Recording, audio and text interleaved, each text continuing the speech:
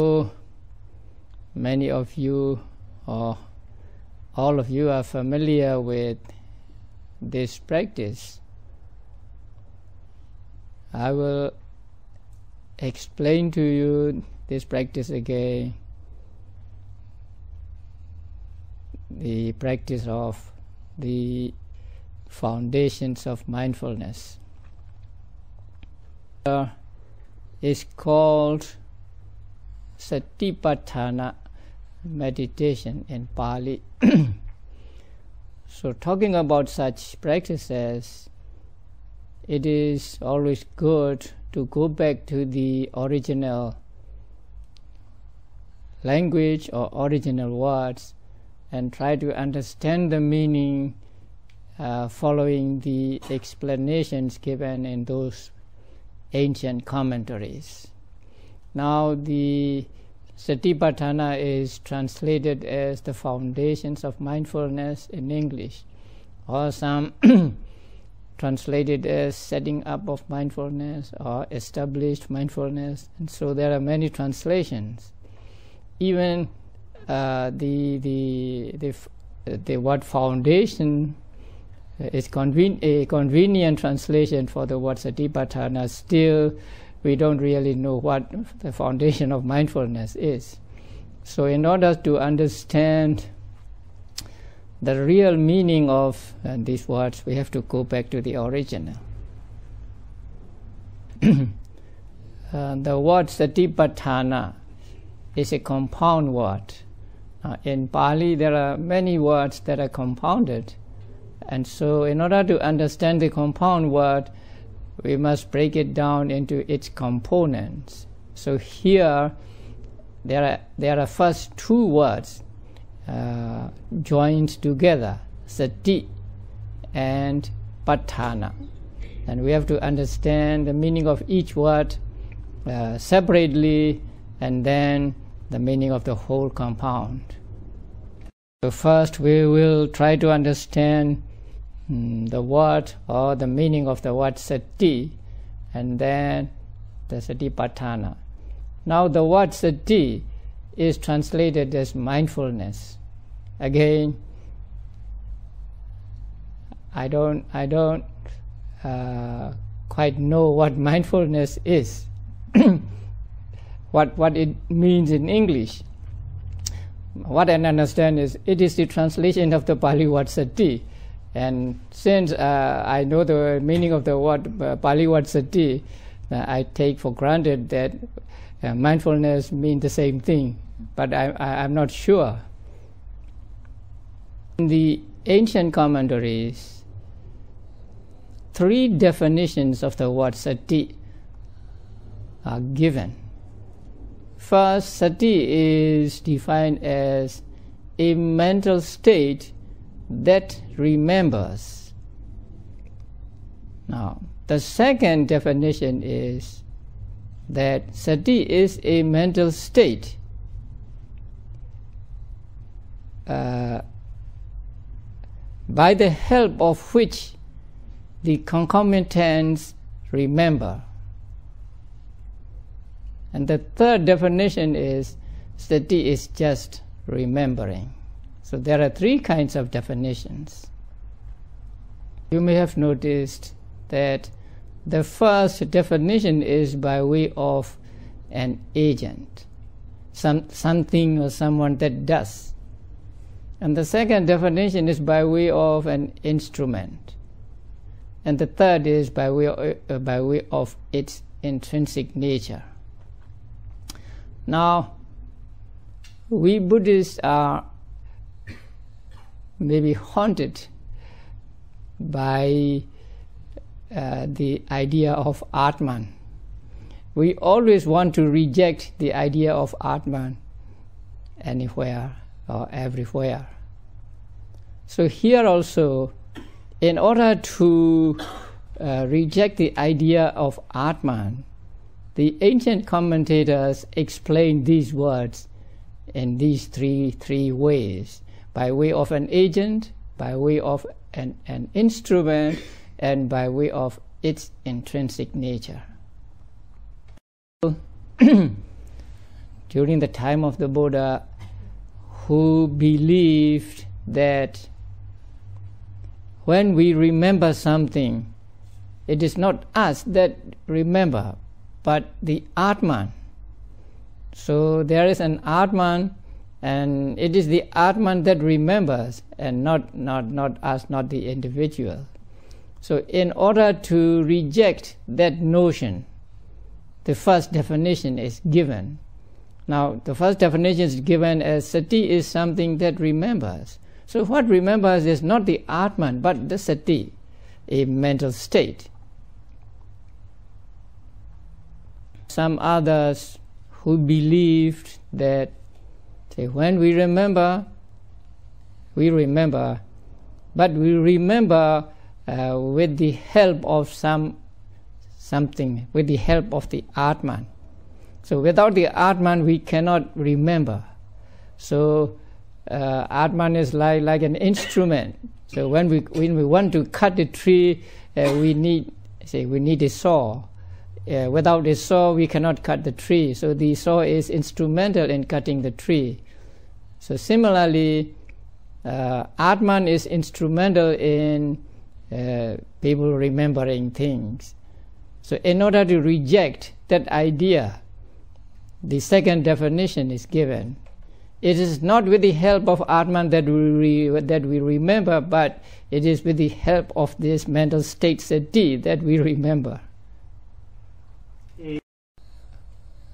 Putting aside those refutations, when we want to define a state to show its true nature, then we use the third definition. The ancient commentators use the third definition.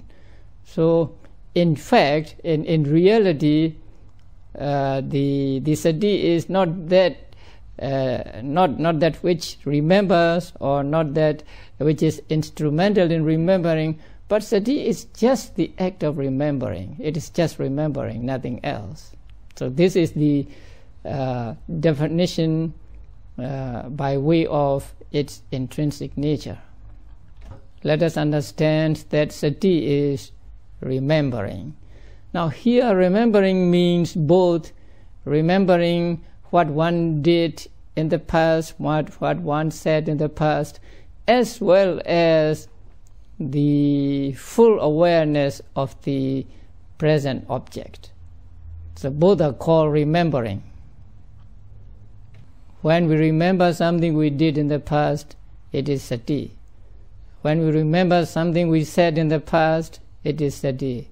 And when we are aware of the object at the present moment, like when you practice meditation, it is also sati. When commentators explain these terms or these states, they explain them with reference to 4 aspects. Now they explain a certain state by way of characteristic, function, and mode of manifestation, and proximate cause. Now characteristic means the distinguishing feature of that particular state. Some distinguishing feature by which we understand that it is it to any other state. Now the characteristic of sati is described as not floating on the surface. So if it must be sati, it must not float on the surface. That means it must not be superficial. It must go deep into the object. So when we practice sati, when we practice Satipatthana meditation, our sati must not be floating on the surface. So it must go deep into the object. This explains that it is not like a a kind of fruit, a gourd, or a squash that floats on the surface. So it must sink into the object, it must go deep into the object. So that is the characteristic of sati. Then its function. So what is its function? What does it do? Its function is described as not forgetting or not losing the object. So once there is sati, then it takes the object firmly so that it does not lose the object. And when you concentrate on the sati itself, then it will appear to you, or it will manifest itself to you, to your mind, as a guard.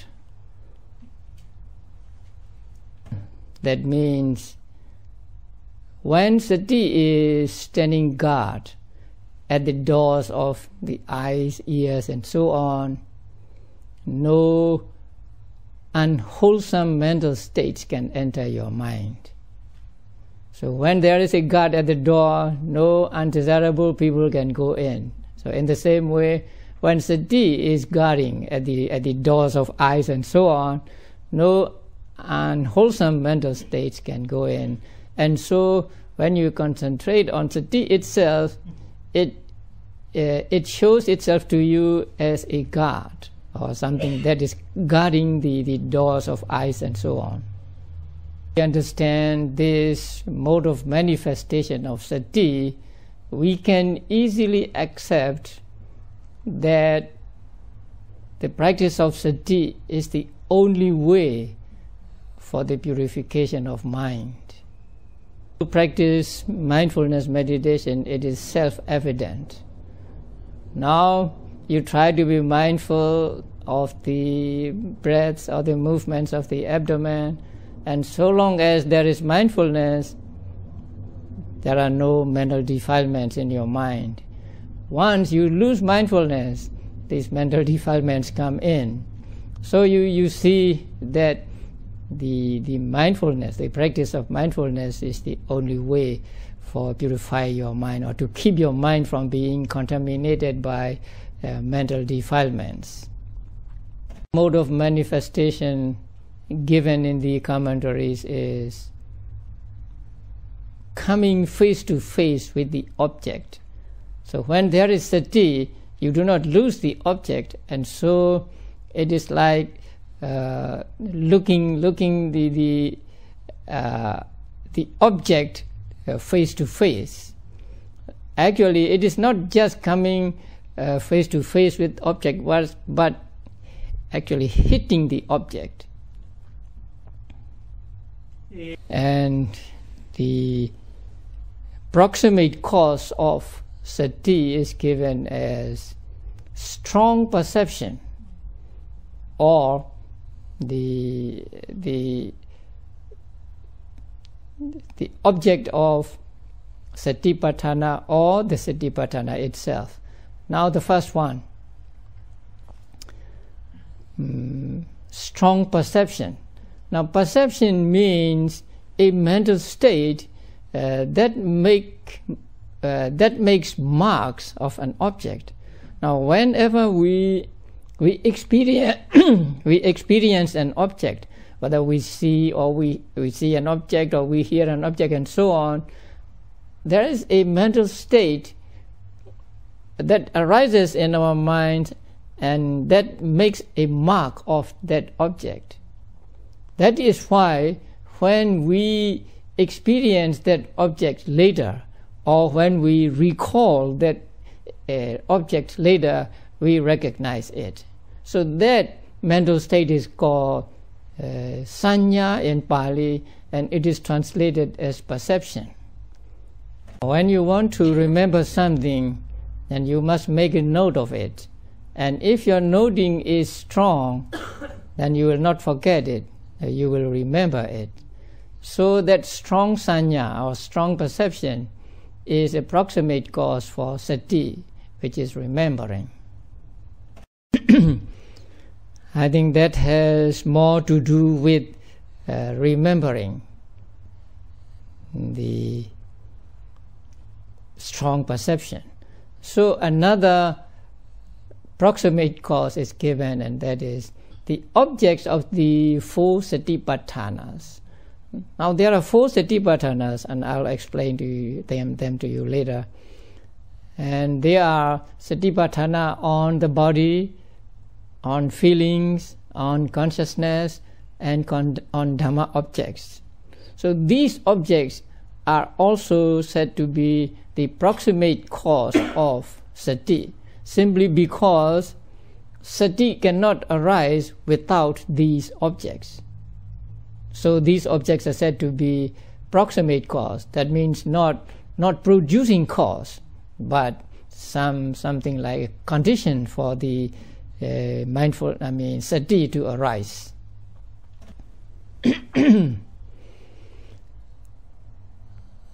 The sub-commentary further explains that sati itself is proximate cause of another sati. Now, you practice sati, you practice mindfulness, and the previous mindfulness is a condition for a succeeding mindfulness. So, sati itself is a proximate cause of another sati. So, in this, according to this definition, the proximate cause of sati is also sati. I hope you understand sati fairly well now. Now there is another word, patthana, which is the second part of the word satipatthana. Now again, this word patthana is composed of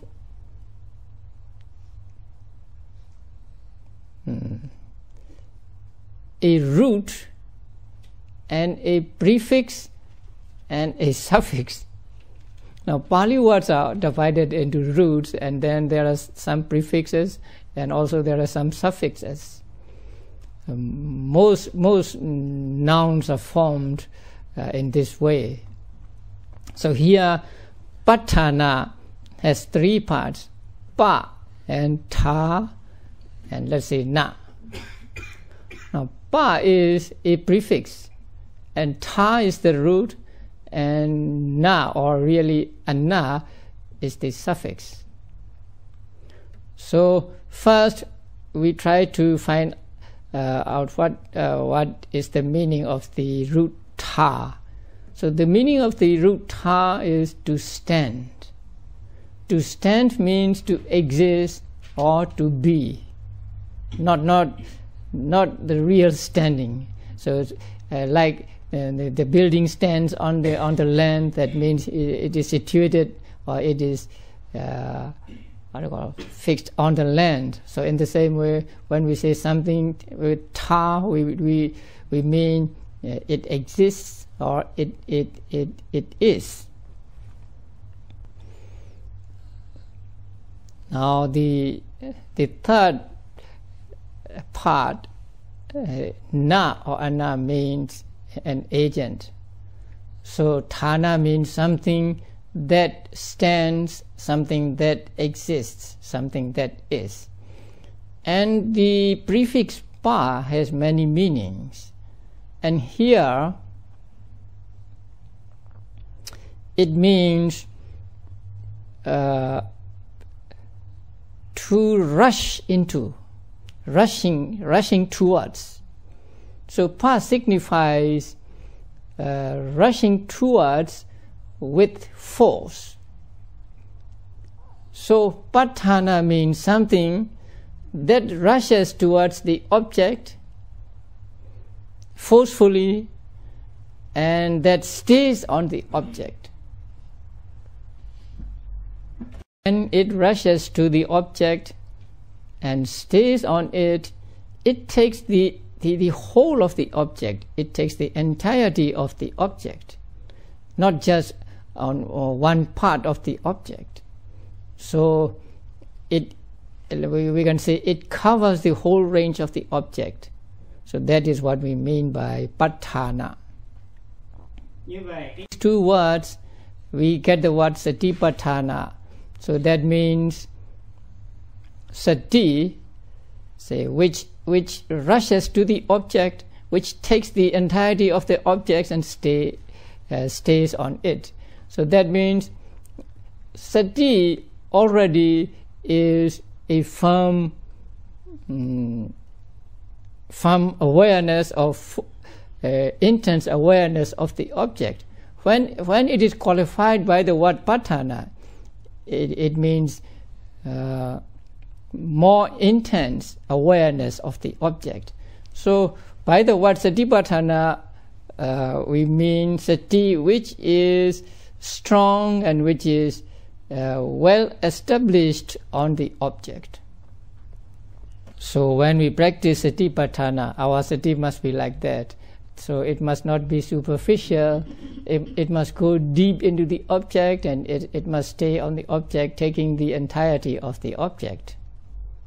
That is why I always say, pay close attention, pay close attention.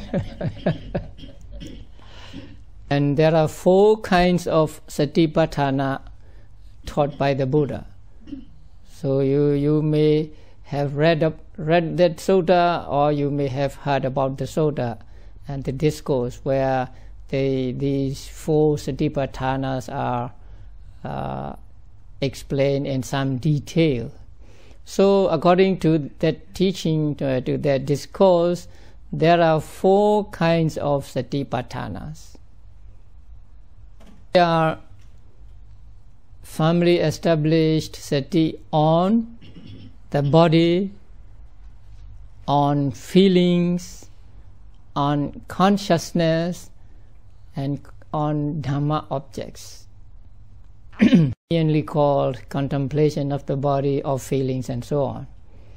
Now here, a body means something that has to do with the physical body. And the contemplation of the body is taught in different ways in that discourse. Actually, there are 14 kinds of contemplation on the body taught in that discourse. These 14 kinds of contemplation of the body, we practice here at the retreat about 3 or 4. Now when you try to be mindful of the breathings, in-breaths and out-breaths, then you are doing one kind of contemplation of the body. And when you are practicing walking meditation, or when you are aware of sitting, standing, and so on, you are doing another kind of body contemplation. And when you are aware of the small activities, you are doing another kind of body contemplation. And sometimes you may be aware of the 4 basic material elements, the element of earth, element of water, element of fire, and element of air. So sometimes, at some moments, you may be aware of one of these 4 basic elements. So in that case, you are doing another kind of the contemplation of the body. So at the retreat, you may be doing one of these 4 kinds of contemplation of the body. Now, with regard to this first satipatthana, which is called kaya nupassana satipatthana, we must understand the meaning of the word kaya. Normally kaya means the body, but sometimes it means a group, because the body is a group of smaller parts or smaller organs. So sometimes kaya means a group, not the whole physical body. Now when you practice mindfulness of breathing, you are doing the mindfulness of body meditation. But here mindfulness of body does not mean mindfulness of the whole body. Mindfulness of the body of breathing or simply mindfulness of the breathing. So we must understand this, that the word body does not mean the whole body in this context, but a group of something. So with regard to the breathing, the group of in-breath and out-breath, and with regard to the other postures, the group of postures, and so on. When you are being mindful of the breath, when you are noting the breath, you are doing the contemplation on the body. And when you are aware of the movements of the abdomen rising and falling, you are doing the body contemplation.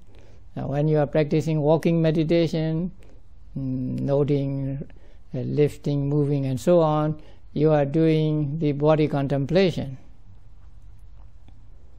When you are aware of the feelings, then you are doing the second satipatthana, the contemplation of feelings.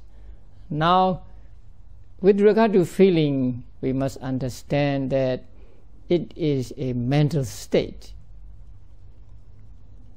Actually, it is not a physical thing. Feeling is a mental state. But with some sensations in the body that we talk about them without distinction. Suppose you have pain and you are aware of that pain.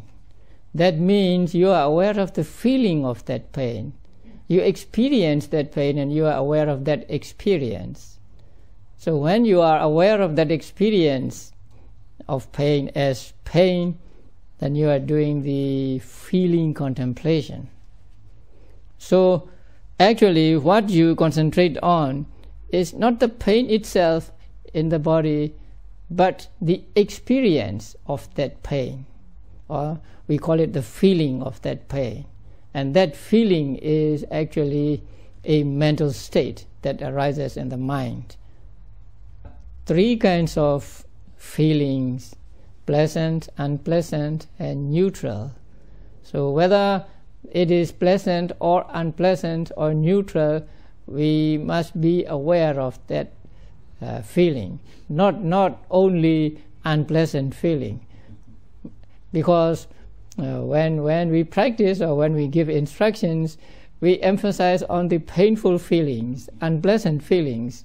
But actually, pleasant feelings are also the object of meditation, and you must make notes of the pleasant feelings when they are there. Because if you do not note the pleasant feelings, then you may become attached to those feelings, and so you lose mindfulness and mental defilements come in. And feeling is not connected with physical body only.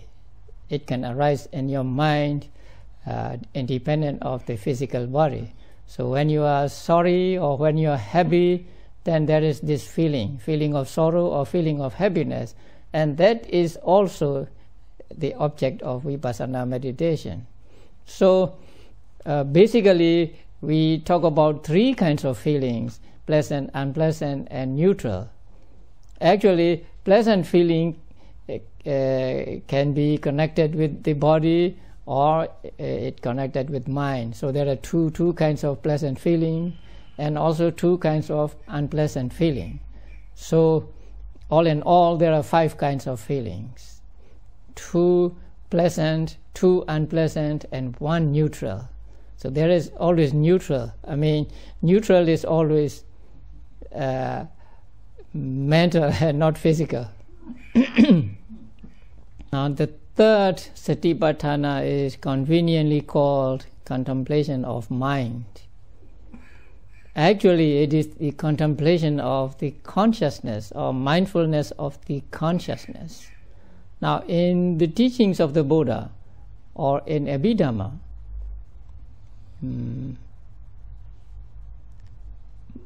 what we call mind is a combination of two things: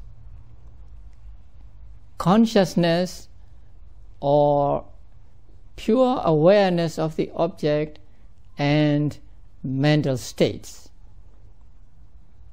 So mind is a composite of these two parts, consciousness on the one hand and mental states or mental factors on the other. So when we say mind, or in Pali nama, we mean both consciousness and mental factors. But when we say citta in Pali, then we mean consciousness only and not the mental factors. And the third, that Satipatthana, is called Citta-nupassana, not Nama-nupassana. But to translate it as contemplation on consciousness may be a little awkward. So they use the word mind for that, the third Satipatthana.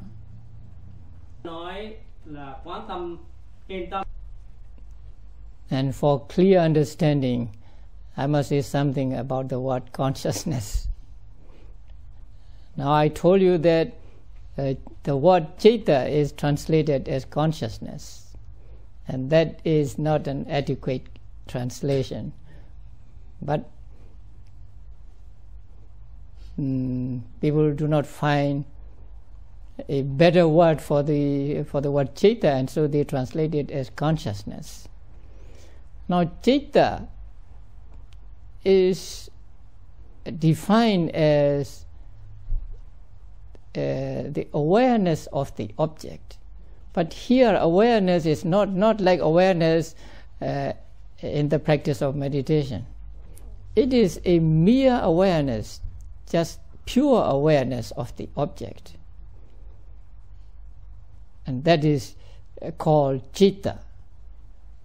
And that citta is always with us, whether we are awake, or whether we are asleep, or whether we have fainted, or whether we are unconscious. Citta is always with us. We are never without citta through life. So to translate citta as consciousness may be a little inadequate, because when you are asleep or when you are unconscious, it means you have no consciousness. you are not conscious of anything. But still, according to Abhidhamma, the mind has an object, an obscure object at that time. So mind must always have, mind means citta. Citta must have always have an object. Sometimes the object is a vivid object, and at other times it is an obscure object. So when we are fast asleep or when we have fainted, then the object is an obscure object, but object there must be. And so to translate citta as consciousness is also not adequate, but we cannot find any other word or any better word for it. So we have to be satisfied with this translation, consciousness, for the word citta. So when we want to talk about Abhidhamma, although we may use the word consciousness, we must understand this according to the teachings of Abhidhamma. So we use the word consciousness, but it is in the Buddhist sense, or in the Abhidhamma sense, and not as it is understood outside. When do we practice contemplation of consciousness? Most obviously when we are mindful of our wandering mind. So you try to be mindful of the breath or movements of the abdomen, and then your mind goes to some other object, and you are aware of it, and you say going out, or wandering. So then at that time you are practicing a contemplation of consciousness. And when you are angry, and then you make notes as angry, and then you are doing the contemplation on consciousness. So You are angry means your mind is associated with anger. So when you say angry, angry, angry, then you are doing the contemplation on consciousness. But when you are saying anger, anger, anger, concentrating on anger itself, you are doing the fourth Satipatthana, not the third. So there is a very thin line between the contemplation on consciousness and contemplation on Dhamma objects. We come to the fourth Satipatthana, which is Dhammanupassana.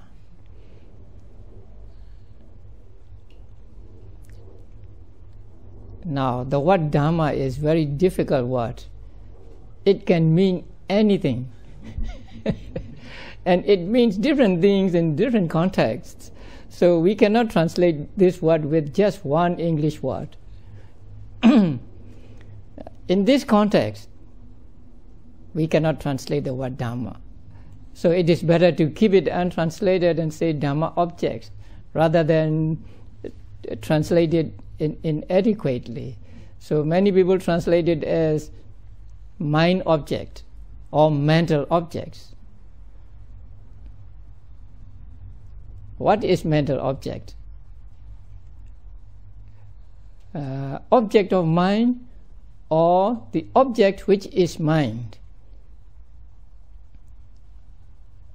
Whether you mean object of mind or mind that is object, you are not translating the word properly.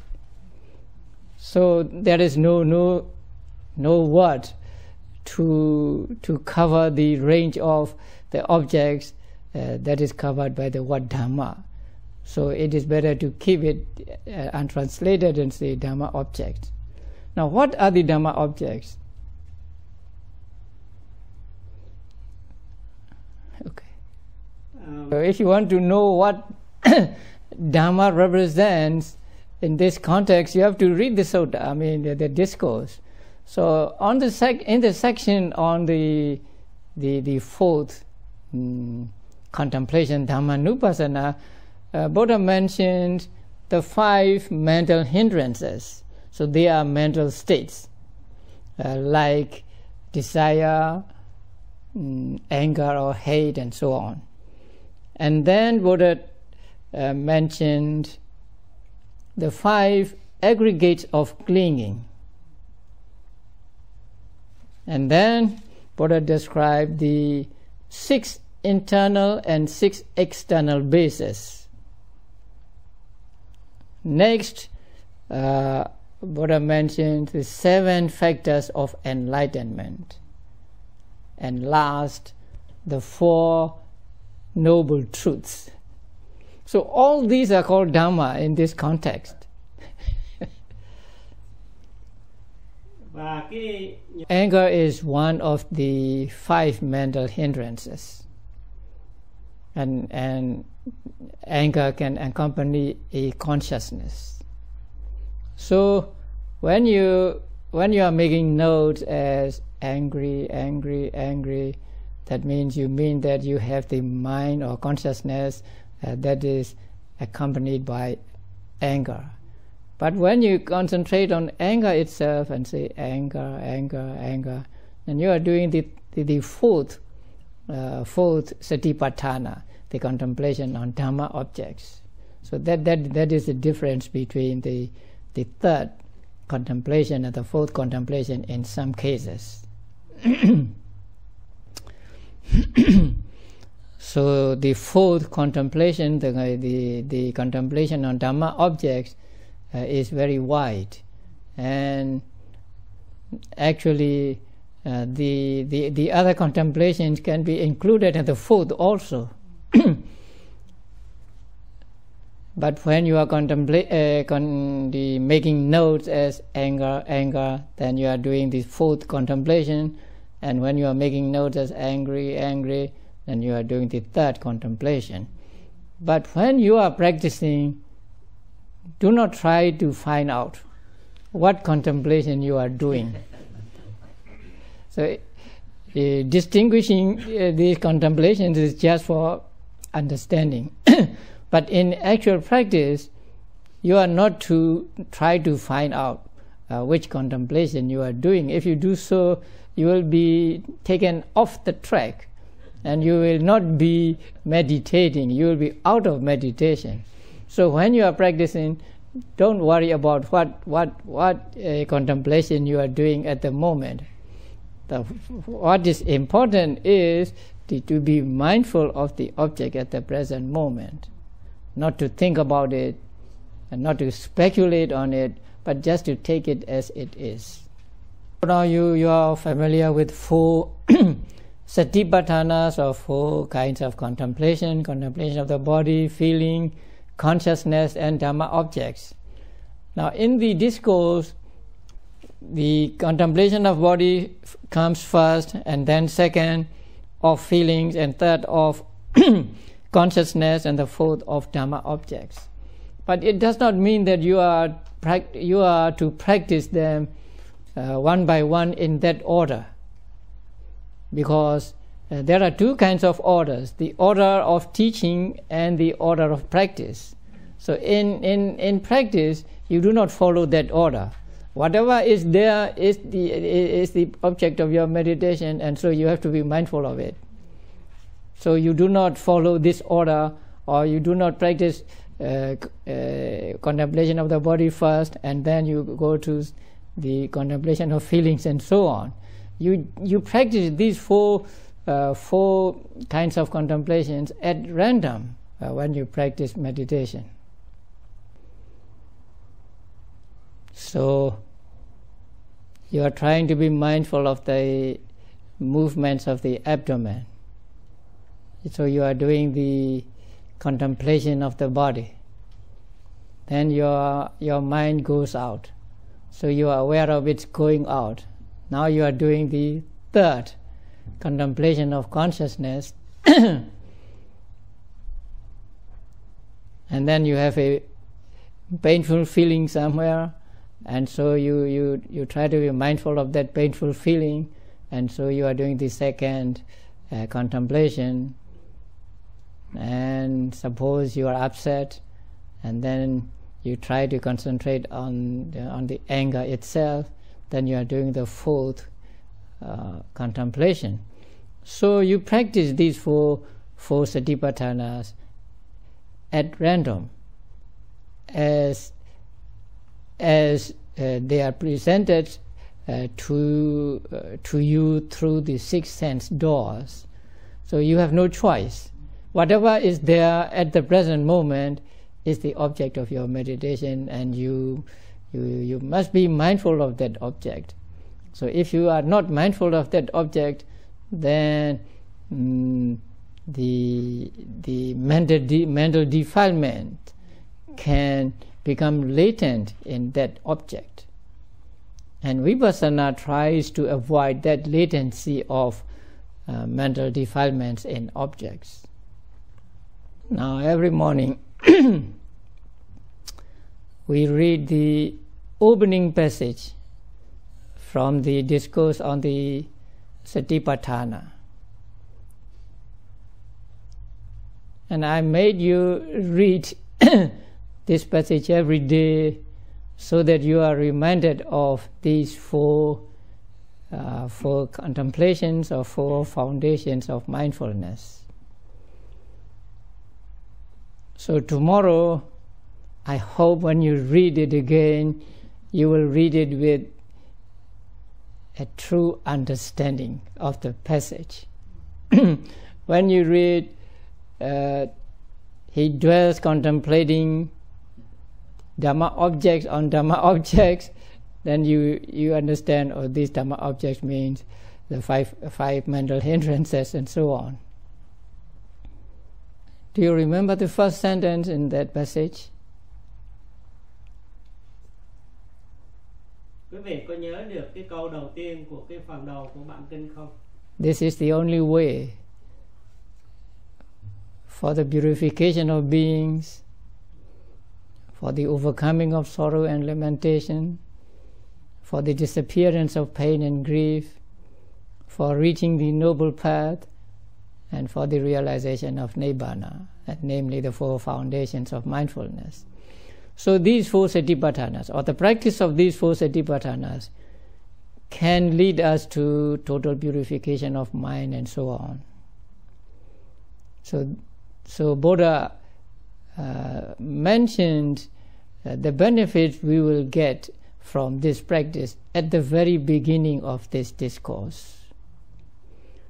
The 4 foundations of mindfulness, so that we are able to get the results promised by the Buddha. Thank you.